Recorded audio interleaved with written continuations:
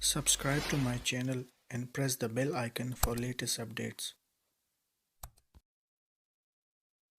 اور یہ کوئی کمزوری نہیں ہے، یہ اس لیے نہیں ہے کہ ہمیں جینے کا راستہ چاہیے اور ہم مر رہے ہیں اور آپ ہمیں معاف کر دو اور ہمیں جینے دو، ایسا نہیں ہے۔ جیسا قرآن نبی نے چھوڑا تھا، سرکار نے چھوڑا تھا، جیسا قرآن کسی بھی سنی کے گھر میں رکھا ہوا ہے وہی قرآن کسی شیعہ کے گھر سے آپ کو ملے گا۔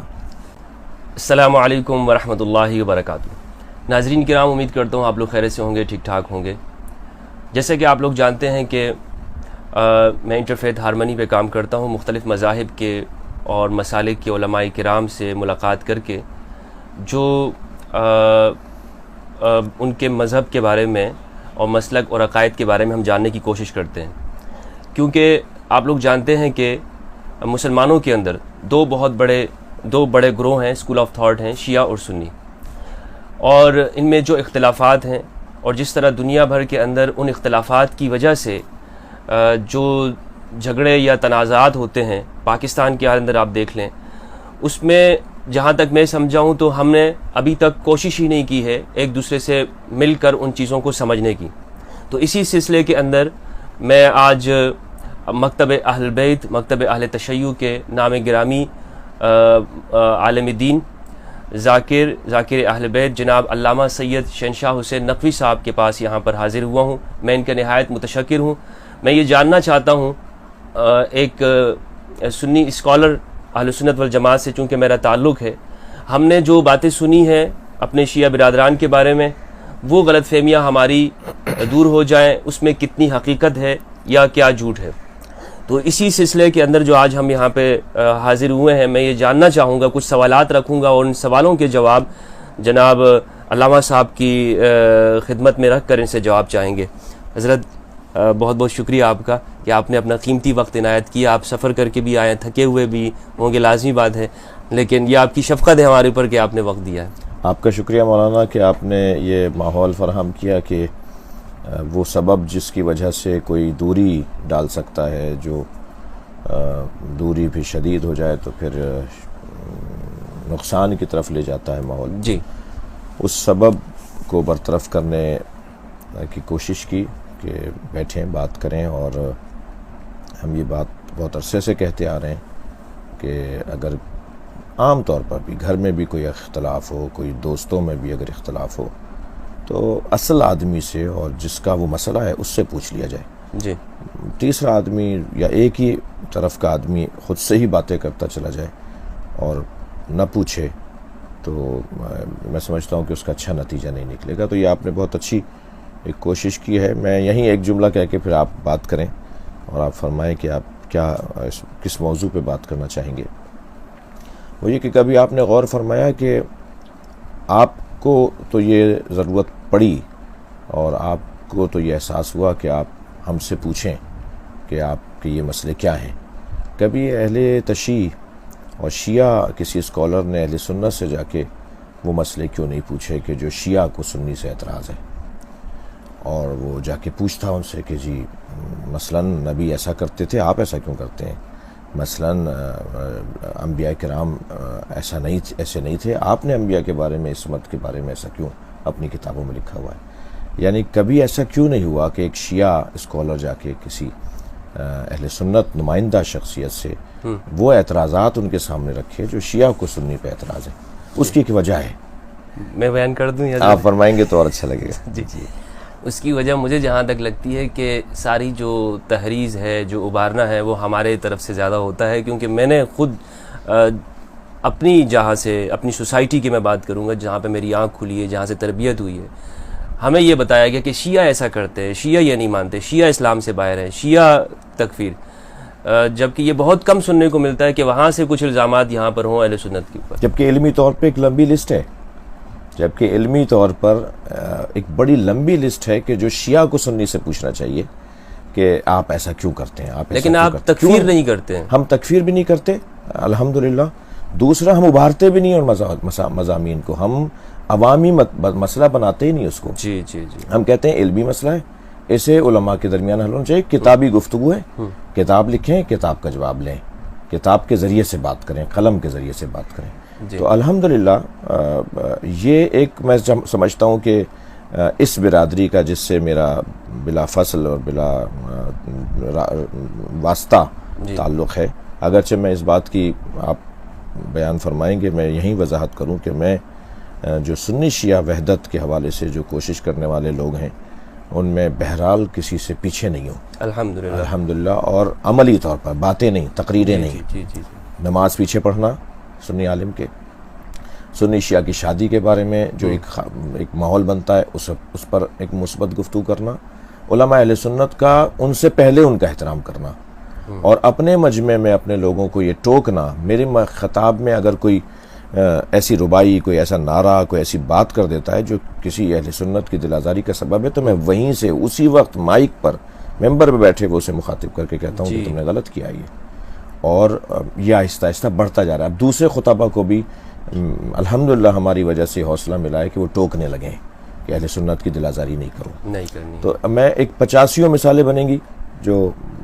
میں کسی سے پیچھے نہیں ہوں وحدت کے حوالے سے، اور یہ کوئی کمزوری نہیں ہے، یہ اس لیے نہیں ہے کہ ہمیں جینے کا راستہ چاہیے اور ہم مر رہے ہیں اور آپ ہمیں معاف کر دو اور ہمیں جینے دو، ایسا نہیں ہے الحمدللہ، ایسا بالکل نہیں ہے، صرف اور صرف ایسا اس لیے ہے کہ ہم امت واحدہ ہیں، ہمارے درمیان جو سب سے بڑا مشترک عنوان ہے وہ توحید، اور پھر ختم نبوت، اور پھر قیامت کا عقیدہ، اور پھر ہماری کوشش یہ ہے کہ ہم ولایت علی بن ابی طالب علیہ السلام سمجھائیں، مولا علی کی اولویت، افضلیت، مولا علی کی جو فضیلت ہے، جو ان کی عظمت ہے، وہ لوگوں تک منتقل کریں۔ یہ تشیع کا خلاصہ ہے، یعنی شیعہ کا خلاصہ یہ ہے کہ شیعہ روز اول سے یہ چاہتا ہے کہ مولا علی کی جو بعد از نبی فضیلت ہے، مولا علی کی جو خلافت ظاہریہ اور خلافت باطنیہ افضلیت کی بنیاد پر ہے، اسے ذرا روشن کرے، اس کو ذرا سمجھانے کی کوشش کرے، بہت حد تک کامیاب بھی ہوئے۔ آپ سے گفتگو کرتے ہوئے بڑا ہی لطف اندوز ہو رہا ہوں میں، اور جو دیکھیں گے ماشاءاللہ انہیں بھی آپ کی جو علمی گفتگو ہے ان سے بڑا سیکھنے کو ملے گا۔ شکریہ۔ میں اسی سے سوال آپ کے سامنے رکھتا ہوں۔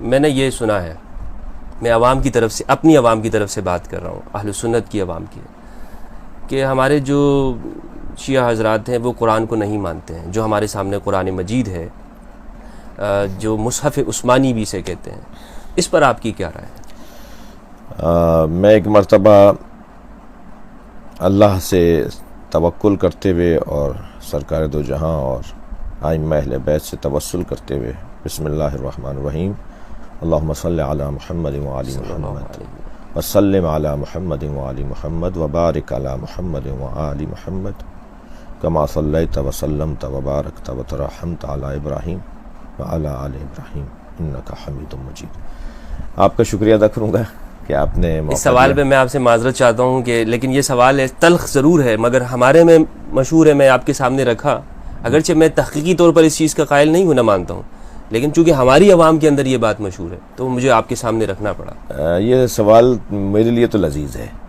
اور اس لیے لذیذ ہے کہ اگر کوئی اسلام کی اساس پر حملہ کرے، اب میں یہ اعتراض کر رہا ہوں جواب کے ساتھ، صرف شیعہ کی دشمنی میں اسلام کی بنیاد کو ہلا ڈالے، صرف شیعہ دشمنی میں، تو یہ بہت بڑا، میں کیا لفظ بولوں کہیں دل آزاریاں نہ ہو جائیں، بہتان ہے، بہتان ایک خیانت ہے۔ یعنی جن لوگوں نے، ابن تیمیہ نے، عبد الوہاب نے، جن لوگوں نے اس مسئلے کو اٹھایا، ان لوگوں نے کوئی اسلام کے ساتھ انصاف نہیں کیا، صرف شیعہ دشمنی میں، صرف اس لیے کہ شیعہ کس طرح کمزور پڑ جائے اور شیعوں کو کافر کہنے میں آسانی ہو جائے۔ جن روایات کی بنیاد پر یا جن روایات کو جمع کیا محدث نوری، کیونکہ ان کی اور خدمات بہت ہیں اس لیے میں انہیں علیہ رحمہ کہوں گا، ان کی اس خدمات پر ہم ان کی نہ صرف تردید کریں گے، ان کے اس عنوان پہ نہ صرف ان کی ہم تردید کریں گے، بلکہ اس عنوان کو جن لوگوں نے علم بنا کر اور ایک اس کو سجا کر پیش کیا ہے، ہم ان کی مذمت بھی کریں گے۔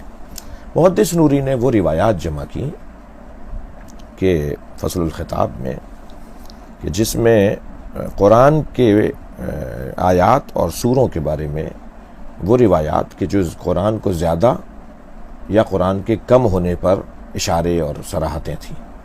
وہ روایات ائمہ اہل بیت سے مختلف سلسلوں سے ہوتی ہوئی ان تک پہنچتی ہیں اور ان سے گویا جو ہے وہ خلفائے ثلاثہ کے زمانے تک کی شخصیات تک پہنچتی ہیں. وہ روایت جمع کی.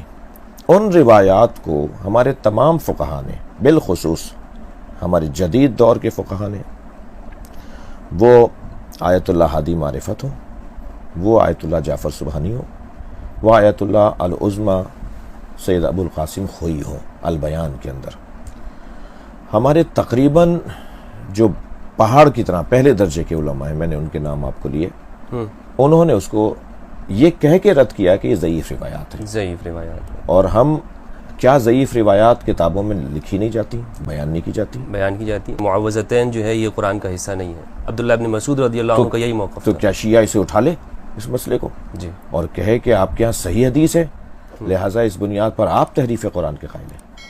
ہم نے تو آج تک یہ نعرہ اس لیے نہیں بلند کیا، اس سے یہودی خوش ہوگا، اس سے صہیونی یہودی خوش ہوگا، اس سے مسیحی MI6 کا اور جو مسلمانوں کو لڑانے کے ادارے باقاعدہ برطانیہ نے بنائے ہیں وہ ادارے خوش ہوں گے، انہیں موقع ملے گا بات کرنے کا. لہٰذا اور صرف یہ نہیں، اور بہت سارے دلائل ہیں. میں کچھ مسودے بھی آپ کے لیے لے کر آیا ہوں، میں آپ کو پیش کر دوں گا کہ جس میں ہمارے تمام فقہا کے آراء موجود ہیں.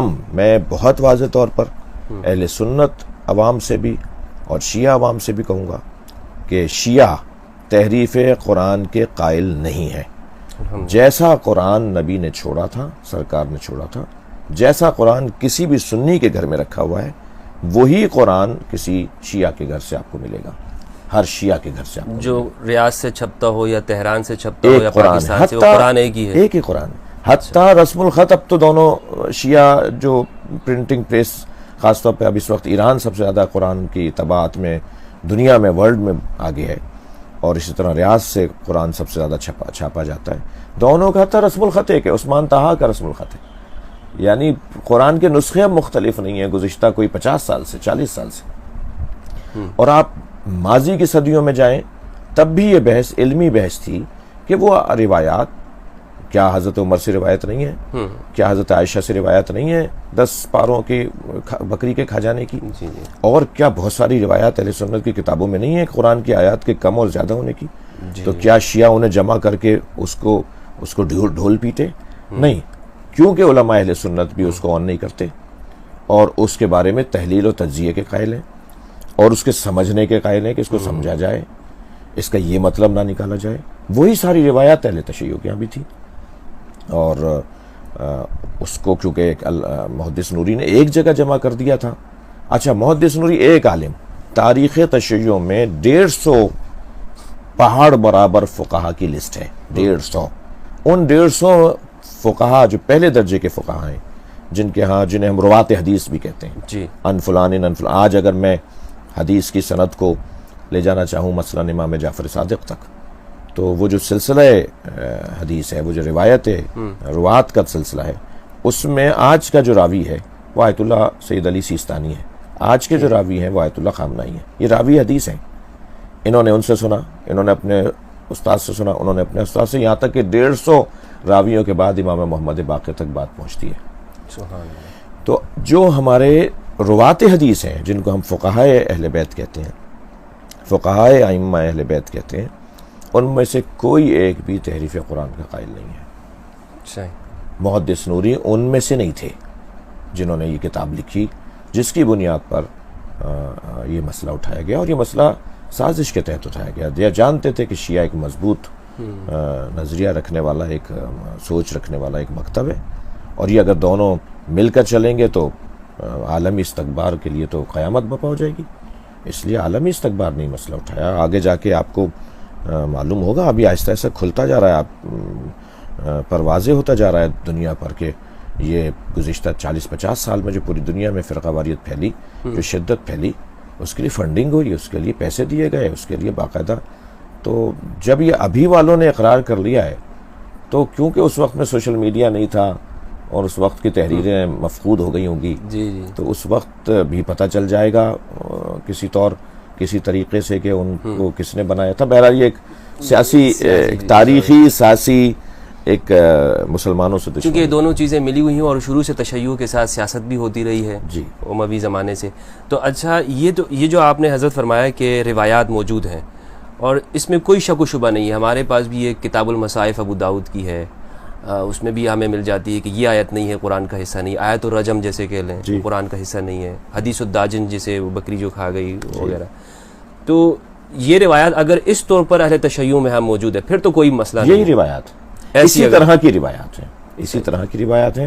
اور مگر ان ساری روایت کی ضعف سند کو فقہاء ائمہ نے بیان کیا ہے کہ روایات ضعیف ہے. صحیح. لیکن عمومی عمل جو ہے وہ مکتب اہل بیت کے وہ یہ جو ماننے اہل والوں کا سنت وہ یہی ہے جو اہل سنت جس طرح مانتے ہیں, یا عباضی یا دنیا بھر کے جو مسلمان مانتے ہیں کہ یہ قرآن ہی ہے. بالکل ایسے. ٹھیک ہے.